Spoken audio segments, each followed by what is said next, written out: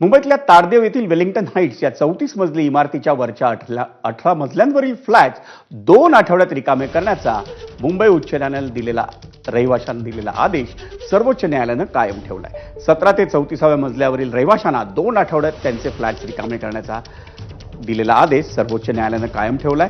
उच्च न्यायालयाचा आदेश योग्य असून त्यात आपण हस्तक्षेप करणार नाही असं सर्वोच्च न्यायालयाने स्पष्ट केलं।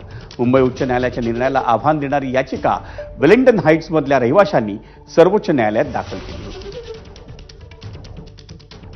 मुंबईच्या ताडदेव येथील वेलिंग्टन हाईट्स ही इमारत जी ती 34 मजली आहे, पण यातील 18 मजले जे ते अनधिकृत असल्याचं उच्च न्यायालयाने म्हटलं आहे। आणि त्याच्यानंतर आता 18 मजले म्हणजे 17 मजल्यापासून 34व्या मजल्यापर्यंत राहणाऱ्या रहिवाशांना 2 आठवड्यात त्यांची सदनिका जी आहे ती रिकामी करण्याचे आदेश जे ते उच्च न्यायालयाने दिलेले आहेत।